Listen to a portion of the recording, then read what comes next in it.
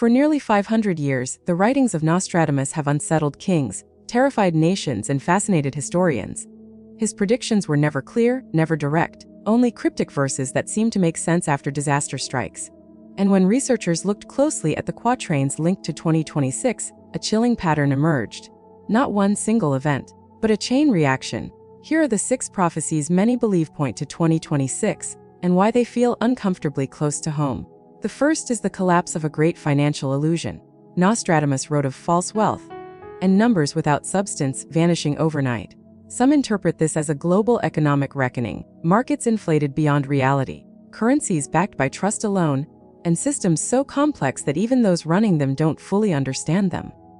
The warning isn't just about money collapsing, but about confidence collapsing. When people stop believing, everything freezes.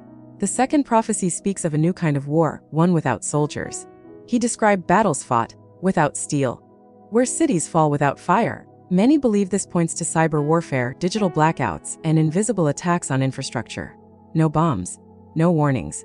Just silence, power grids failing, communications severed, and nations brought to their knees without a single shot fired. The third is perhaps the most unsettling, the rise of the voice that thinks. Nostradamus warned of a creation made by man that begins to speak with authority, influencing crowds and shaping truth itself. Modern readers immediately think of artificial intelligence, not as a tool, but as a decision maker. The fear isn't that machines become evil. It's that humans slowly stop questioning them. The fourth prophecy describes fire from the sky and seas that boil.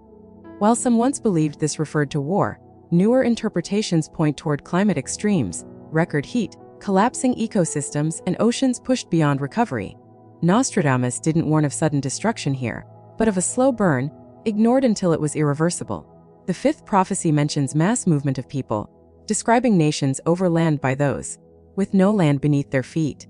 This aligns eerily with modern displacement, millions forced to migrate due to conflict, hunger, or climate disasters. Borders strain, compassion is tested, and political systems buckle under pressure they were never designed to handle. But the sixth prophecy is the one almost no one talks about.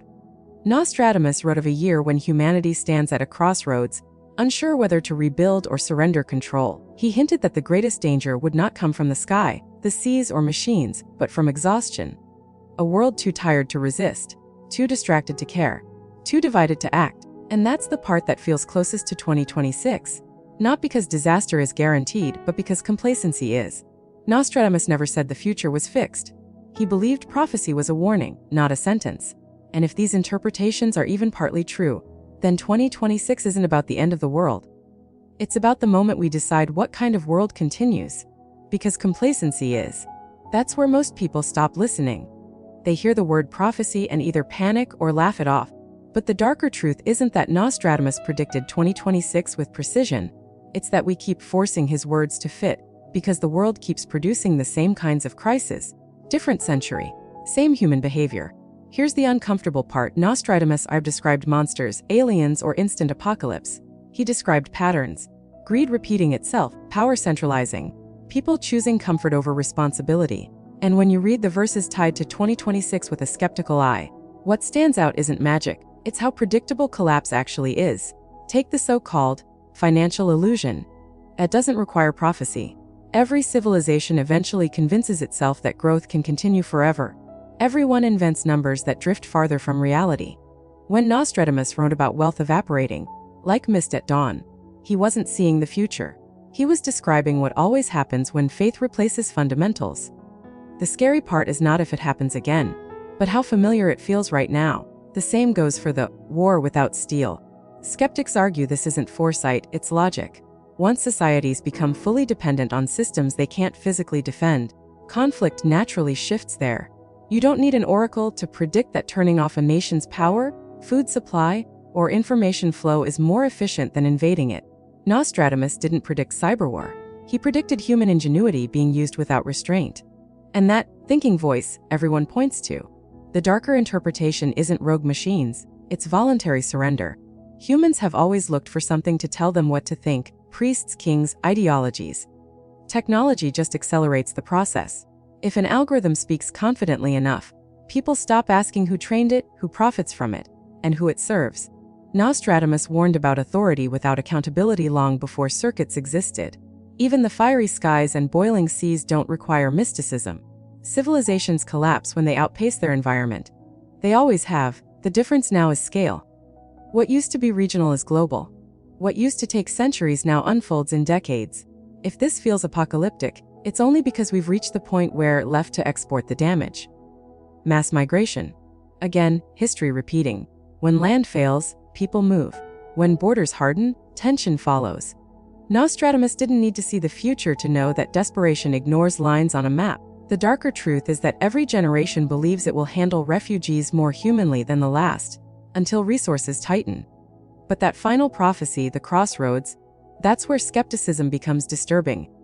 Because exhaustion doesn't arrive with sirens. It creeps in quietly. People stop caring not because they're evil, but because they're overwhelmed. They trade participation for distraction, responsibility for convenience. And when that happens, no invasion is necessary. No tyrant needs to shout. Control arrives politely, wrapped in comfort. If 2026 means anything at all, it's not that something terrible suddenly begins. It's that by then, many people may be too tired to stop it. Nostradamus may not have seen our future, but he understood us. And that might be worse. Because if the danger isn't fate, prophecy, or destiny, then it's choice. And that's the one thing no one can predict for you. And that's the part most videos cut away from, because it's not dramatic enough. There's no explosion, no single headline that screams this is it. Just a slow narrowing of options. When people hear crossroads, they imagine a clear choice, left or right, good or evil. But real crossroads don't look like that. They feel like routine. Like scrolling instead of acting. Like saying, someone else will handle it. Like trading a little privacy for a little ease, a little truth for a little comfort, a little freedom for the promise of stability. That's how control has always arrived. Not through force at first, but through permission. Skeptics argue that every generation thinks it's living at the edge of history. And they're right. But what's different now is how interconnected everything is. A failure in one system doesn't stay local. One lie doesn't stay contained. One decision doesn't affect just one country. When Nostradamus wrote about consequences, rippling like waves, he wasn't predicting technology. He was describing inevitability once complexity goes unchecked. And here's the darkest interpretation of all: maybe 2026 isn't special at all. Maybe it's just the year enough warning signs are visible that no one can honestly claim ignorance anymore. After that point, denial stops being innocent. It becomes a choice. History doesn't collapse in a single moment. It erodes. People don't wake up one morning enslaved, they wake up tired, distracted, and dependent. They accept smaller horizons because resisting feels exhausting. They tell themselves it's temporary. It always is, until it isn't. Nostradamus wrote in riddles because truth is easier to ignore when it's unclear.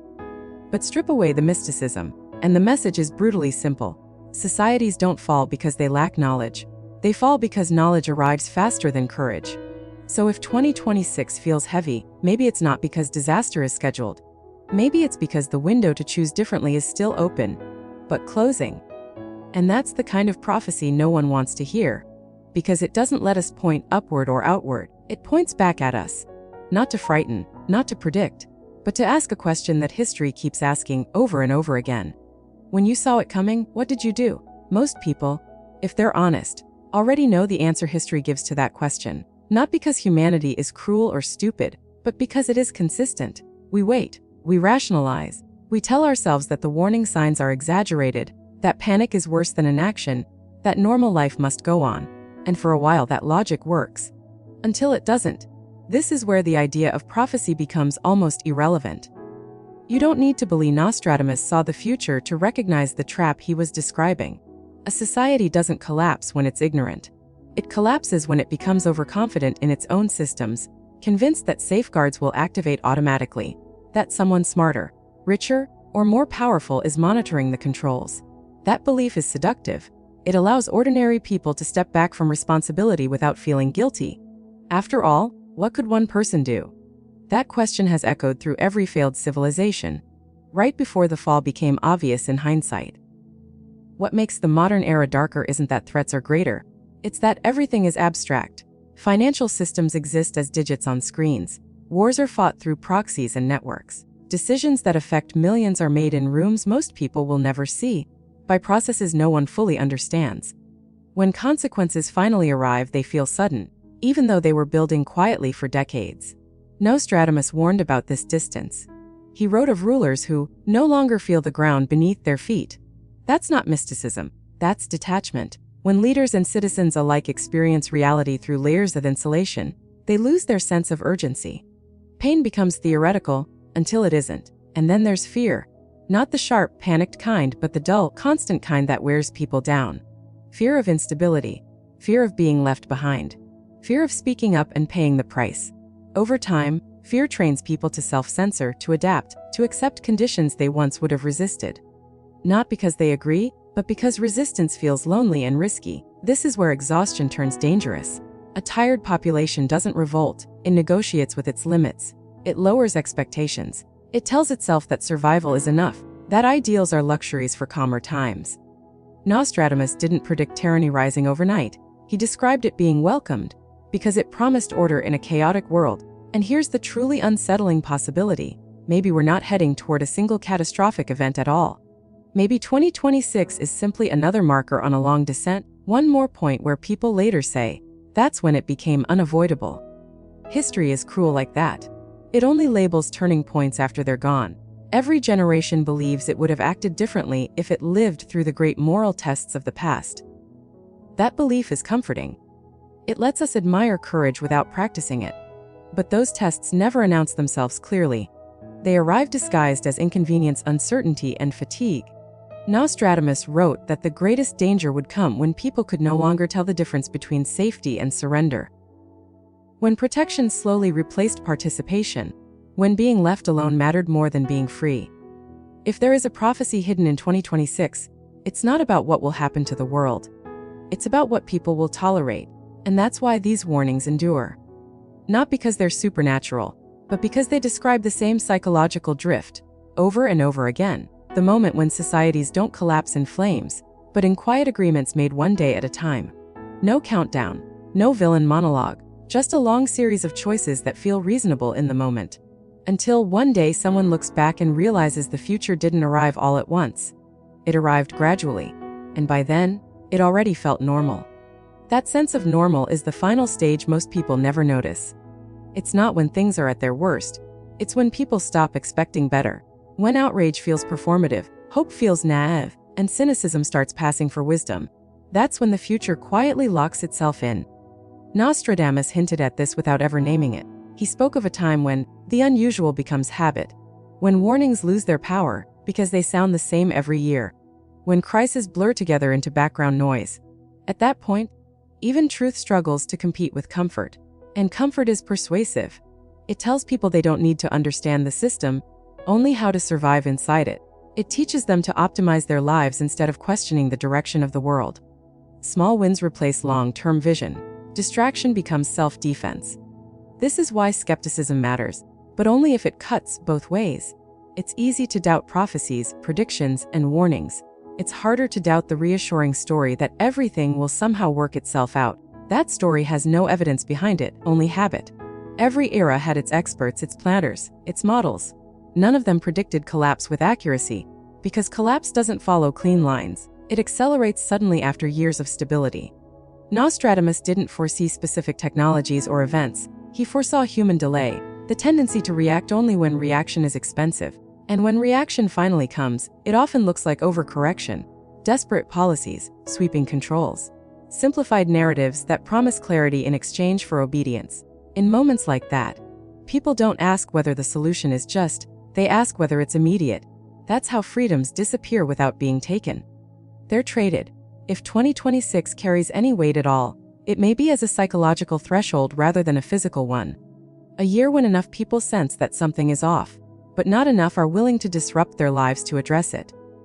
A year remembered not for what happened, but for what didn't. The conversations avoided, the choices postponed, the responsibility deferred. Nostradamus believed the future was shaped by awareness, that warnings existed to be recognized, not worshipped. In that sense, prophecy isn't mystical, it's ethical. It asks whether people will act when they still have room to maneuver, or wait until action is no longer voluntary. The darkest interpretation isn't that disaster is inevitable. It's that by the time it becomes undeniable, denial will have already done its work. And if that sounds unsettling, it should. Because it means the story of 2026 isn't being written by fate, stars, or ancient verses. It's being written in everyday decisions, in what people excuse, in what they ignore, in what they tell themselves is just how things are now. History doesn't judge moments. It judges patterns. And the most dangerous pattern of all is convincing yourself there's still plenty of time. Right up until there isn't. There's a reason that idea feels uncomfortable to sit with. It removes the drama. It removes the villains. It removes the comfort of thinking that collapse only comes from outside forces, an enemy, a disaster, a singular moment of failure. Instead, it suggests something far harder to accept, that decline often looks like cooperation with momentum. People don't need to believe in Nostradamus for his warnings to function. They only need to keep doing what humans have always done when complexity outpaces comprehension. Simplify, defer, adapt, and hope. Hope becomes a substitute for agency. Not the hopeful kind that motivates action, but the passive kind that waits for relief. And waiting feels reasonable until it becomes permanent. When systems grow too large to understand, trust replaces knowledge. When trust breaks, fear steps in. And fear doesn't ask for nuance. It asks for certainty. Someone to blame, something to cling to. Nostradamus described eras where truth was split into voices. Not because truth vanished, but because too many competing versions made clarity exhausting. In that fog, people don't choose what's accurate, they choose what's soothing. That's how skepticism can quietly flip into apathy. Questioning prophecy is healthy. Questioning narratives is necessary. But when skepticism turns inward, when people start doubting the value of participation itself, that's when power consolidates effortlessly. Not because it's seized, but because it's abandoned. The darkest part is that this process doesn't require malice. Ordinary people can contribute to it while believing they're simply being practical. Just trying to get through the day. Just trying to protect their families. Just trying not to fall behind. History shows again and again that survival thinking, when stretched too long, erodes the very conditions that make survival meaningful. If 2026 is remembered at all, it may be remembered as a year of quiet acceptance. Not universal, but widespread enough to shift trajectories. A year when warning signs were discussed, debated, even joked about, and then scrolled past. Nostradamus never claimed his words could stop the future. He implied something subtler, that awareness creates friction. And friction slows momentum. Sometimes, slowing is enough. But friction requires effort, attention, discomfort. And those are the first things people give up when they're tired. So the real question isn't whether his prophecies are accurate. It's whether people still recognize themselves in them. Because once a society stops seeing itself reflected in warnings, those warnings stop working. They become entertainment, content, background noise in an endless stream of distractions. And that might be the final irony. That in an age with more information than ever before, the most dangerous thing isn't ignorance, but it's familiarity. Familiarity dulls urgency. When everything feels known, even danger loses its edge. Another warning sounds like the last one. Another crisis blends into the feed. Another prediction becomes content to be consumed, reacted to, and forgotten. And that's when momentum stops needing force. It runs on routine. Nostradamus warned of this in a way that feels almost modern. He wrote of signs that would be read aloud, yet unheard. Information present but unabsorbed. Truth visible but unacted upon. Not because people were blind, but because they were saturated. When there is too much to process, disengagement becomes self-preservation. This is how turning points pass unnoticed. History's most consequential shifts rarely feel historic in the moment. They feel inconvenient. They interrupt comfort. They demand attention when attention is already exhausted. So people postpone response, waiting for clarity, consensus, or certainty, three things that never arrive together. And the world keeps moving. If you strip away the prophecy, the mysticism, the speculation, what remains is a familiar psychological pattern: delay in the face of complexity. Nostradamus didn't need foresight to recognize it. He lived through plagues, wars, and political collapses where warning signs were visible long before consequences were acknowledged. Human nature hasn't evolved as fast as the systems we've built. That gap is dangerous. The larger and more interconnected the world becomes, the smaller the margin for passive error. Small decisions compound. Small compromises normalize. Small silences add up. And when enough people choose not to act, not out of malice, but fatigue, the future quietly hardens into place. That's why the idea of 2026 lingers. Not as a prediction but as a mirror. A year close enough to feel real, yet far enough to delay urgency. a placeholder for soon, which is history's most expensive word. Because soon turns into later, and later turns into too late. Nostradamus wrote that the future punishes delay more harshly than ignorance. Not because delay is immoral, but because it removes options. Each year of inaction narrows the range of possible outcomes, until change no longer feels like choice, but necessity. And necessity rarely arrives gently. If there's any darkness left to confront, it's this: the world doesn't need belief in prophecy to fulfill one. It only needs enough people to assume that someone else will act first. By the time enough people realize that no one did, the path forward is already set. And at that point, the question is no longer what might happen, but what is still possible.